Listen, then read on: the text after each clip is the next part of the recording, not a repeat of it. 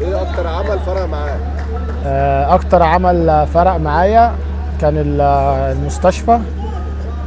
حسيت ان هو كان هادف جدا، يعني كذا حاجه كانت واضحه فيه يعني. هما كانوا عملين، محدش فاهم حاجه وغاليه. محدش فاهم حاجه كان بيناقش كذا قضيه بشخصيات مختلفه. شفته مميز جدا في حاجات كتير قوي. اول حاجه انه الدور اللي انا عملته كان بيناقش مشاعر البنت. ساعات بتكون البنت دي بتمر بمواقف كتيره قوي بس احنا مش عارفين. اكتر عمل فرق معايا وحبيت جدا الدور ده وبحب جدا الفيديو ده هو سكتش صغير اسمه محدش فاهم حاجه. يمكن محدش فاهم حاجه انا بحبه جدا لانه بشوف انه ده اقرب فيديو عملناه يقارب للواقع من كل الفيديوهات اللي عملناها. غاليه اكتر حاجه فرق معايا لانه كان بيلمس القيمه، وان قيمه الانسان مش في شكله ولا حتى الصوره اللي هو واخدها عن نفسه. ساعات كتير قوي بناخد صور عن نفسنا مش بتكون حقيقيه خالص، احنا بتكون قيمتنا الحقيقيه في المسيح. اكتر عمل فرق معايا المستشفى كان بيتكلم عن حياتنا احنا كبني ادمين وكخدام، ان قد ايه بنبقى مثلا في نعمه ربنا مديها لنا، وان احنا بنخدمه وان احنا معاه واحنا مش حاسين بالنعمه دي، وامتياز دوت احنا مش حاسين بيه وبنهمله وبنقعد نشتغل دماغنا عليه كتير يعني. انت عملت كذا دور، ايه اكتر دور حبيته؟ اكتر دور حبيته زكي في مسلسل عنده مشاكل. كان كاركتر جديد عليا وحاولت اذاكره كتير يعني، والحمد لله طلع حلو. مين من الفريق بتحب تمثل معاه؟ الفريق بحب امثل معاه اكتر من حد يعني، بس اكتر ناس يوستينا وماجد جدو هو اكتر حد يعتبر مثلت معاه هو كان البير وكان يوستينا. بحس ان الاثنين بيساعدوني ان انا اطلع الكلام مرتاح يعني. ماركو عدلي، البير عاطف، الواد ماجد جدو بقى طالع في حته تانية كده. جدو ويوستينا في روح حلوه لما بنشتغل احنا مع بعض بحس في روح حلوه كده وبيبقى في كيمستري لذيذه. بتريحني في الشغل. بحب امثل مع كذا حد بس بلاقي مع ماجد مثلا الحته الكوميديه وان هو بيكون فاكك نفسه خالص وبيلتزمش بالنص. دي في حد ذات نفسها المفروض انها تكون بتضايق، بس انا بحب اللي هو الخروج عن النص عنده، ان هو بيطلع حاجات مبدعه اكتر. مع روجينا بتخش في المود بسرعه وبتعيشك الاجواء اسرع. حد ممكن فعلا عشت مع الاجواء برضو كانت روجينا. ماريو برضو عشان هو اصلا صاحبي، فبيكون اللينك ما بيننا سريع، حتى لو حصل مشكله اثناء الحوار ما بنوقفش وبنعرف ان احنا بنكون بنغطي بعض بسرعه يعني. مشهد تعبت وانت شغال فيه؟ مشهد تعبت وانا شغال فيه بتعرف تسوق. هنا كان اول يعني دور ليا بطوله، وكنت متردد جدا وقلقان، فكنت خارب الدنيا الصراحه.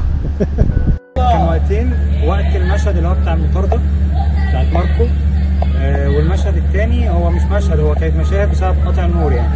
بس اكتر مشهد كان متعب بالنسبه لي مشهد المشنقه. اول حاجه عشان احنا لما جينا نصوره حصل تاتش كده والادوار اختلفت يعني كنا بنصور في شقه واختلفنا من شقه تانية. والفكره نفسها ان انت هتبقى واقف قدام مشنقه، كان الموضوع بالنسبه لي مرهب قوي. عمل انت شايف انه ما خدش حقه؟ للاسف يعني انا واغلبيه الشباب اللي في الفريق مجتمعين ان اكتر عمل ما خدش حقه هو المستشفى، لان المستشفى فكرته حلوه جدا والشباب تعبت فيه جدا، بس لظروف العرض والظروف الثمان حلقات كتير جدا، فده اللي خلى ان المنتج نفسه ما ياخدش حقه. بس هو فعلا مهدف جدا ومسلسل جميل جدا واشجعكم تتفرجوا عليه.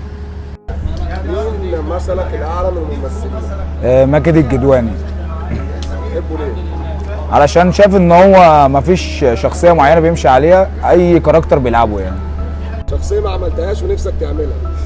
شخصيه ما عملتهاش نفسي اتكلم يا جدعان. نفسي اطلع بتكلم في مره. اختار واحد من الفريق ووجه ليه كلمه.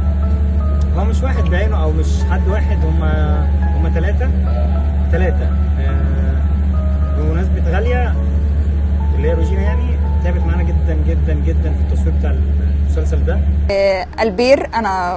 البير من اكتر الناس اللي اتعاملت معاهم، شفت فيه محبة للناس كلها وبيستحمل ظروف الناس كلها. حد شاطر قوي في انه بيكتب وبيسمع اراء اللي حواليه وبيغير في اللي هو بيعمله. التاني بقى اللي تعبان معانا وطالع عينه ابانوب عدلي، بجد اخراج وتصوير ومونتاج، يعني هو شايل الثلاثه مع بعض، فعاش ليهم هما الاثنين. يعني كانت صعبه عليك خلال التصوير؟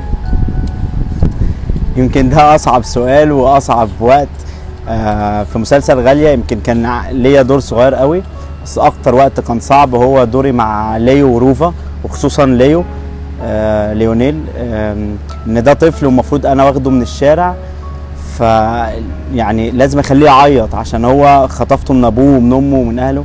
فده مش الطفل مش فاهم يعني ايه تمثيل، فانت لازم تخليه يعيط عشان يبقى في باين الواقعيه. فكنت بعامله بقسوه قوي، وكنت يعني بزعق وبشيله من قفاه، كانت حاجه صعبه جدا يعني عشان ادخله. فكانت بالنسبه لي حاجه مؤلمه جدا نبني، وعايز ان احنا نخلص تصوير باسرع وقت. يعني ما فيش مسلسل معين او فيلم معين من اللي عملناهم، بس هو اغلب الاوقات بتبقى مضغوطه في الاخر. بنبدا وعندنا حماس في الاول ان الموضوع يخلص بسرعه ونخلصه في اسرع وقت، لكن بنيجي نضغط في الاخر وبيكون في ضغط في التصوير والوقت، وبنضطر نوصل في وقت اللي احنا من كتر الضغط في شويه حاجات بتسقط مننا، فبتعمل غلطات بتكون غصب عننا فعلا. واخر مسلسل غاليه ما كناش بنواجه بس الضغط بتاع الوقت، كنا بنواجه ضغط بتاع قطع النور، ان احنا كنا كمان حتى لو احنا موافقين ان احنا نقعد لوقت متاخر النور ما كانش بيوافق وكان بيقطع علينا، وده كانت مشكله بتخلي الدنيا كلها تفركش وتبوظ. يعني الاوقات اللي كانت صعبه قوي عليا كانت في مشاهد بتاعت غاليه، انه احنا اللي كان بيتحط على وشي كان بالنسبه لي صعب جدا. كنت كل شويه يسيح ويقع، وكان اصلا ريحته متعبه، وان انت تعمله وتحطه على وشك كان متعب قوي بالنسبه لي. اوقات كانت صعبه عليك خلال التصوير؟ اصعب اوقات كانت مشهد ما بين ادم وزكي في مسلسل عنده مشاكل. كان المفروض ان انا بكلم نفسي، يعني كنت طالع من نفس الشخصيه مرتين، بس كان صعب بقى في اللبس وصعب في تغيير الكاركتر، فده وقت تعبت فيه جامد. يعني دور عمله حد من صحابك وكان نفسك فيه؟ يمكن اكتر دور كان طالع من عيني وكان نفسي فيه قوي هو دور ماركو عدلي في مسلسل غاليه. دور الشر مش بشوفه شر عادي، ده كان شر جاحد. كان نفسي اجرب اشوف ماريو هيعرف يعني يجرب اللون ده، يشوف هعرف يعني اعمله ولا. يمكن انا مش طبيعتي كده، فكنت حابب اجرب قوي الشر ده هعرف ادوس فيه ولا لا. بس هو ماركو طبعا ابدع فيه وكان ممتاز. يعني في مارينا كمال، بس مش انا شايفها ممثله جامده، هو كذا حد شايفها ممثله جامده، وهي من الناس اللي انا اتعلمت منها وانا صغير، لانها اصلا مثلت قبل ما انا ما كنت بمثل.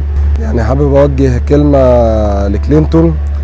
كلينتون كان شغال معانا في اخر مسلسل غاليه، وكان عنده شغله، ومع ذلك كان من اكتر الناس اللي ملتزمه برغم الضغوطات اللي كانت عليه.